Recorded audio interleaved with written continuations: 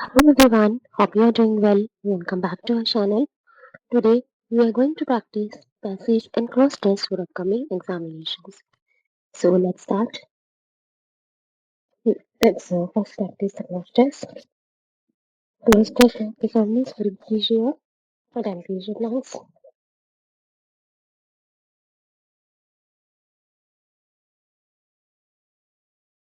First rank का क्या answer होगा?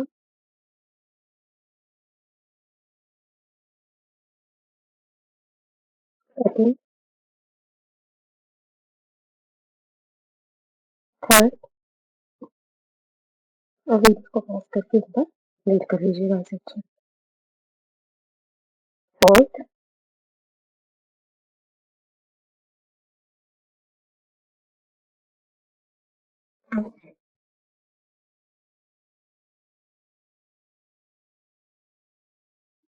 वो अपने सारे ब्लैंक अटेंड कर लिए होंगे, इससे फिल कर लिया होगा. अब हम इसको डिस्कस करते हैं. Vijayanagar, or city of victory, was the dam of both a city and empire. Vijayanagar जिसका मतलब होता है सिटी ऑफ विक्ट्री, जीत का शहर, जीत का नगर, विक्ट्री का शहर. was the dash of both city and empire. वो डैश था दोनों ही, एक सिटी का, एक शहर का और एक एम्पायर का, साम्राज्य का. was the dash of both a city and empire. Mark, sign, label. Vijayanagar क्या था? किसी सिटी का नाम था, नेम था, वो एक सिटी का भी और एक राज्य का भी, एक एम्पायर का भी और एक शहर, दोनों का वो नाम हुआ करता था. तो ये तो हो जाएगा आंसर. मार्क का मतलब सिटी हो गया, साइन भी और लेबल, तो ये दोनों आंसर हो गए. आंसर हो जाएगा name. Second, empire was dashed in the 14th century. Founded, began, implanted, discovered. होगा आंसर. बिगन का मतलब होता है किसी शुरुआत करना, किसी चीज की. एम्पायर को शुरुआत में दिया जाती है, एम्पायर को तो एस्टैब्लिश किया जाता है, उसकी स्थापना की थी. तो बिगन नहीं होगा. इम्प्लांट होता है कि अंदर भीतर भी डालना. इम्प्लांट थोड़ी एम्पायर में भीतर भी डालना थोड़ी है. ये भी नहीं होगा आंसर. डिस्कवर का मतलब होता है खोज, जैसे किसी चीज की खोज की जाती है, डिस्कवरी है. तो एम्पायर को डिस्कवर नहीं दिख रहा है, एम्पायर की स्थापना की गई थी, एस्टैब्लिश किया था. तो आंसर हो जाएगा founded. Founded, it means established. Empire was established in the 14th century में उसकी स्थापना की गई, उसको एस्टैब्लिश किया गया. हेडे. हेडे का मतलब होता है प्राइम टाइम, तो जिसका भी अच्छा टाइम चलता था, तो वो सक्सेसफुल था, तो उनका भी अच्छा टाइम चलता था साम्राज्य का. हेडे प्राइम टाइम मतलब जो भी पीक पर था. हेडे that from river Krishna in the north to the south of peninsula. तो कहाँ तक था वो एम्पायर? कृष्णा रिवर से नॉर्थ में, पेनिनसुला के साउथ तक, इंडियन पेनिनसुला के साउथ तक, रिवर कृष्णा रिवर के नाम से ये एम्पायर था. So it was dash that started and magnify. Magnifying का मतलब क्या होता है? मैग्नीफाइंग क्लास से कोई चीज हम बड़ा करके देखते हैं ना, किसी को छोटे लेते हैं, छोटे अक्षर नहीं दिख रहे थे, मैग्नीफाइंग क्लास की हमसे बड़े दिखते हैं, तो मैग्नीफाइंग का मतलब होता है बड़ा करना. मैग्नीफाइंग तो होगा नहीं क्योंकि हम बड़ा करके तो देख नहीं रहे. स्ट्रेन का मतलब होता है स्ट्रेस. तो स्ट्रेन तनाव के स्ट्रेन होगा आंसर. टोटल हो सकता है started from river Krishna in the north to the south of peninsula. तो ये तो कहा जा रहा है कि यहाँ तक एम्पायर फैला हुआ है. तो आंसर हो जाएगा स्ट्रेच, मतलब एक्सटेंडेड. यहाँ तक एम्पायर फैला हुआ था कृष्णा नदी, नॉर्थ से लेकर साउथ ऑफ पेनिनसुला तक. तो आंसर यहाँ स्ट्रेच हो जाएगा. नेक्स्ट देखिए.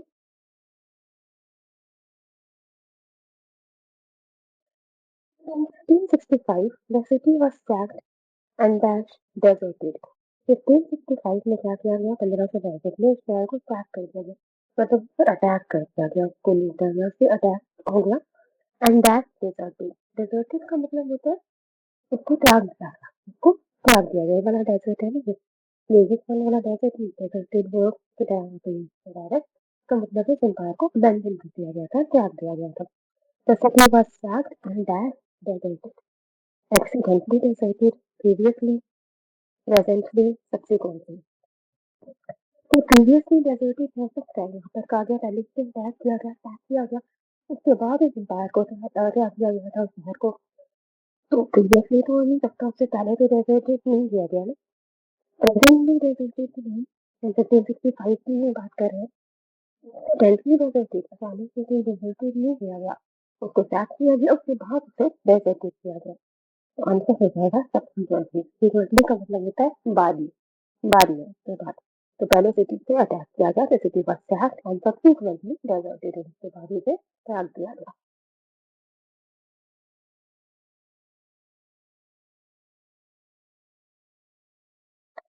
It fell into ruin in the 17th-18th century. तथा 17th-18th सेंचुरी शताब्दी में वो ruin हो गया, मतलब डिस्ट्रॉय हो गया वहीं पर है। It lived in the memories of people living in Krishna, Tungabhadra, Doab. जो फिर भी आज उन लोगों के दिलों में जिंदा है, उनके यादों में जिंदा है, जो कृष्णा और तुंगाभद्रा दोआब में रहते हैं। दोआब क्या होता है? दोआब एक लैंड बिटवीन टू रिवर्स, अगर दो रिवर्स है के बीच में एक लैंड होता है, उसे कहा जाता है Doab. Land between two reverse, के दोनों रिवर्स है, कृष्णा और तुंगाभद्रा जो है कितनी रिवर के बीच में एक सहायक नदी है, तो दोआब का मतलब हो गया लैंड बिटवीन टू रिवर्स। तो आज भी जो कृष्णा और तुंगाभद्रा के बीच में जो लैंड है, वहाँ पर जो लोग रहते हैं उनके यादों में ये रिवर जिंदा है। जैसे पंजाब है, लैंड बिटवीन फाइव रिवर्स, तो दोआब हो गया लैंड बिटवीन टू रिवर्स। ठीक है, आप मतलब लैंड और दो है, मतलब दो हो गया, तो मीन्स टू, आप मीन्स लैंड। ठीक है, इससे देखते हैं। Ambadutta Hampi, a name dash from that of the local mother goddess पंपा देवी। वो आज भी इसको याद करते हैं हम्पी के नाम से, एक ऐसा नाम जो डैश किया गया है लोकल मदर गॉडेस। ठीक है, पंपा देवी के नाम, पंपा देवी उनको हम्पी के नाम से आज भी इस एम्पायर को दोआब में जो लोग रहते हैं वो याद करते हैं। हम्पी जो है एक मदर, उनकी मदर गॉडेस पंपा देवी का ही एक नाम है। A name dash from that of the local mother goddess Pampa Devi. Designed, derived, extracted, collected.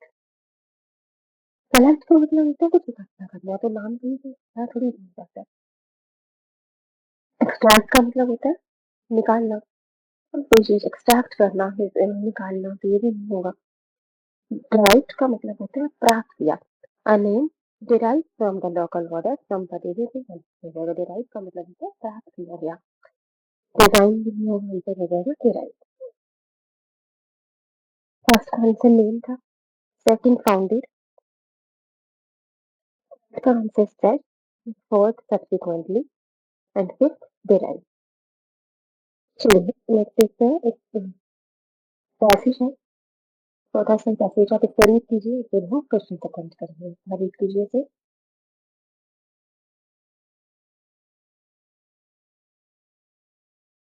Actually question से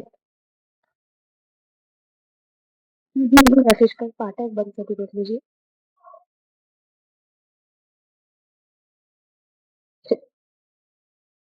क्वेश्चन देखिए, who are the engineers not mentioned in the passage? Ants, fungi, birds, insects. Select the most appropriate title for the given passage. Animals and birds, earth and nature, nature and animals, earth and its dangers. Select the tone of the passage, narrative, entertaining, indignant, cautionary. What is the loss of forest? People, creatures, animals, nature. And last question, antonym of the word decline. Drag, push, increase, decrease. ये तो बिना passage खरीद के बता देंगे। Antonym क्या होगा? Word decline का मतलब होता है कम होना, नीचे होना, तो उसका ऑपोजिट क्या होगा? इंक्रीज, बढ़ना। ठीक है, आंसर इंक्रीज हो जाएगा। तो एक तो हमने बिना पैसेज के बता दिया, चलिए एक बार हम पैसेज रीड कर लेते हैं।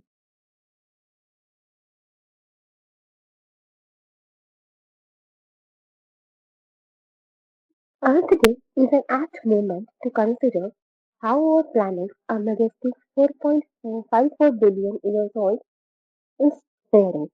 तो अर्थ डे एक कह सकते हैं उचित एक क्षण है, एप्ट मोमेंट है, एक मोमेंट है टू कंसिडर, ये पता लगाने के लिए कि जो हमारा प्लेनेट है, हमारा प्लेनेट है अर्थ, हमें जैसे 4.5 for billion years old is fairing. Fairing का मतलब है कि आज में कुछ स्थिति में है। तो अर्थ डे वो मोमेंट है ये पता लगाने के लिए कि जो हमारा प्लानिट हमारा पृथ्वी ग्रह है वो आज से स्थिति में है, हालात में। और स्टैटिस्टिक्स आर नॉट प्लीजिंग। तो जो डाटा है अर्थ के बारे में वो उतना अच्छा नहीं है, प्लीजिंग नहीं। Once covered in red and green। Red and green का मतलब होता है हरा भरा। एक दफा जब ये जो प्लैनेट हरा भरा हुआ करता था, once covered in red and green, वो FAQ finds that Earth has now lost one third of its forest to human activity। तो ये पता लगा है कि अर्थ ने पृथ्वी में अपना वन थर्ड ऑफ फॉरेस्ट, एक तिहाई जंगल खो दिए है ह्यूमन एक्टिविटी की वजह से। ह्यूमन एक्टिविटी की वजह से, पीपल की वजह से जो वहाँ पे इंटरवेंशन हुआ या जंगलों में ये लोग आ गए, वहाँ पे डेवलपमेंट होने लगी, सिटीज होने लगी, इस वजह से वन थर्ड ऑफ फॉरेस्ट पृथ्वी ने खो दिया है। WWF estimates such land use changes have caused wildlife to decline by 69% in the last 50 years। और पिछले 50 सालों में वाइल्ड लाइफ जो है, जो ये जंतु होते हैं वाइल्ड लाइफ है, वो भी डिक्लाइन हो गई है, कम हो गई है। कितना? By 69% in the last 50 years। तो अबाउट 67% वाइल्ड लाइफ का भी लॉस हुआ है पिछले 50 वर्षों में। The loss of natural ecosystem and their engineers which includes the natural ecosystem, प्रकृति का जो लॉस हुआ, और उसके जो इंजीनियर्स हैं, इंजीनियर जो प्रकृति की रखवाली करते हैं, नेचर की, कौन है वो engineer? Which includes birds, animal, insect and fungi, is literally drawing up the world. तो जो नेचुरल इकोसिस्टम का लॉस है और उसके जो इंजीनियर्स हैं जिसको बचा कर रखते हैं, जो बर्ड्स, फंगाई, एनिमल, इंसेक्ट, इनके लॉस की वजह से, इनके कम हो जाने की वजह से it's literally drawing up the world. ये पूरे विश्व को सूख रहे हैं, ढक रहे हैं। अच्छा, ये क्वेश्चन था, who are the engineers not mentioned in the passage?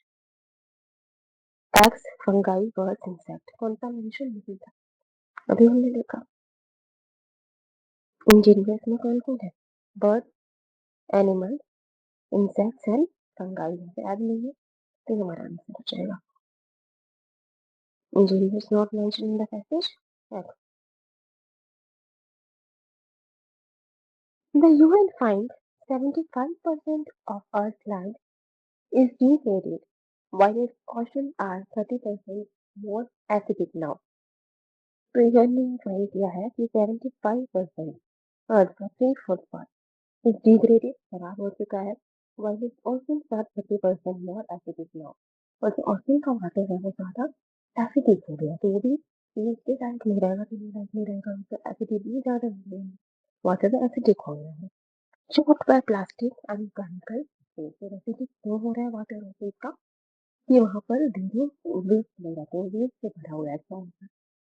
Plastic है, केमिकल वेस्ट, लोग ओशन में वेस्ट दे देते हैं, तो वहाँ पे एक बहुत ज्यादा वेस्ट इकट्ठा होने की वजह से, वेस्ट से भरे की वजह से जो वाटर है ओशन का वो एसिडिक हो गया है। नाइदर इज एयर क्रिस्टाइन, ना ही एयर क्रिस्टाइन में मतलब प्योर नहीं है, स्वच्छ नहीं है हवा भी। As pollutants cause the sky, sky में भी पोल्यूटेंट्स है।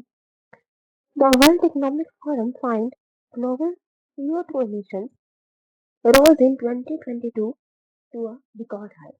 वर्ल्ड इकोनॉमिक फोरम के मुताबिक जो CO2 emissions थे, कार्बन डाइऑक्साइड emissions, वो 2022 में बहुत रिकॉर्ड हाई लेवल तक पहुंच गई थी, बहुत ज्यादा बढ़ गई थी। Such CO2 cover earth in a sheet. अब ये अर्थ के आसपास जो कार्बन डाइऑक्साइड का लेवल जब बढ़ता है तो अर्थ के आसपास एक शीट बना देता है, कवर बना देता है, एक लेयर बना देता है। It does not let it release heat into space। इस लेयर की वजह से, जो CO2 अर्थ के आसपास एक लेयर से बना रहा है, इस वजह से जो है वो हीट स्पेस में नहीं जा पा रही। पहले हीट स्पेस में रिलीज हो जाती थी तो पृथ्वी कम तकती थी, इसमें हीट कम रहती थी क्योंकि वो रिलीज कर देती थी स्पेस में हीट। लेकिन जब CO2 का लेयर बन जाता है, it does not let it release heat into space, इस वजह से अर्थ स्पेस में हीट रिलीज नहीं कर पाता। Trapping this into atmosphere instead, तो अर्थ के आसपास ही रहती है। एटमॉस्फेयर क्या होता है? Layer of air, layer of air around है, तो जो अर्थ के आसपास ही वो हीट रहती है, making Earth 1.11 डिग्री वार्मर, इसलिए जो उसकी तपिश है गर्मी जो है उसकी हीट जो है वो बढ़ रही है, क्योंकि जो CO2 लेयर बना रही है उसके आसपास, तो उसको हीट को स्पेस में रिलीज नहीं करने दे रहा, और हीट को स्पेस में ना रिलीज करने देने की वजह से वो उसके एटमॉस्फेयर में ही रहती है और उसके आसपास ही रहती है, जिससे पृथ्वी की हीट और ज्यादा बढ़ती रहती है। तो CO2 लेवल बढ़ने की वजह से ये नुकसान है। क्लाइमेट की कंडीशन तो बढ़ गई है, प्रॉब्लम तो बढ़ गई है टॉपिक में। ये देखते हैं इंजीनियर्स नॉट मेंशन होना देखिए यार। मोस्ट एप्रोप्रिएट टाइटल क्या होगा for the given passage? Animals and birds, earth and nature, nature and animals, earth and its dangers. क्या होना चाहिए इससे? अर्थ टाइटल क्या होगा? एनिमल की बात की है तो ज्यादा अच्छे, फिर एनिमल बर्ड्स की बात तो नहीं की गई। अर्थ एंड नेचर हो सकता है, नेचर एंड एनिमल्स की भी ज्यादा बात नहीं है, और फिर होगा अर्थ एंड इट्स डेंजर्स। अगर लास्ट में देखो मेकिंग अर्थ 1.11 डिग्री वार्मर, तो अर्थ के डेंजर्स के बारे में बताया गया है। Loss of natural ecosystem, earth ocean land is degraded, oceans में प्लास्टिक और केमिकल वेस्ट है, तो डेंजर्स बताया गया है अर्थ के, earth and its dangers. Tone क्या है पैसेज की? Narrative, entertaining, indignant, cautionary. Narrative का मतलब क्या होता है? कोई कथा सुनाना, तो क्या यहाँ पे ऑथर कोई कथा सुना रहे हैं, कोई कहानी सुना रहे हैं, कोई कथा तो नहीं सुनाई जा रही, अर्थ के डेंजर्स के बारे में बताया जा रहा है, तो नरेटिव टोन तो नहीं है। एंटरटेनिंग नहीं होगी टोन आपको, इसकी टोन एंटरटेनिंग नहीं है। इंडिगनेंट का मतलब होता है कि अपना गुस्सा दिखाना, क्रॉस दिखाना, तो क्या ऑथर ने अपना क्रॉस दिखाया है या फिर इसकी टोन कॉशनरी है, सतर्क करने वाली है? क्या है टोन? मोस्ट एप्रोप्रिएट टोन क्या होगी? ऑथर ने कोई ग्रेसिव अप्रोच यूज नहीं किया था, किसी को गुस्सा नहीं दिखाया, तो टोन हो जाएगी कॉशनरी। कॉशनरी अवेयर करने वाली, सतर्क करने वाली टोन है। Who cause the loss of forest, जिस वजह से फॉरेस्ट का लॉस हुआ? People, realtor, animals, nature. ये देखिए आंसर भी given है। 1/3 of its forest through human activity.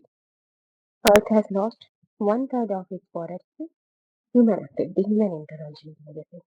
तो who cause the loss of forest, किसकी वजह से फॉरेस्ट का लॉस हुआ? ह्यूमन एक्टिविटी की वजह से हुआ, तो आंसर पीपल हो जाएगा। Antonym of decline and telling जो है increase. First answer x, second earth and its dangers, third questionnaire, fourth people, and fifth increase.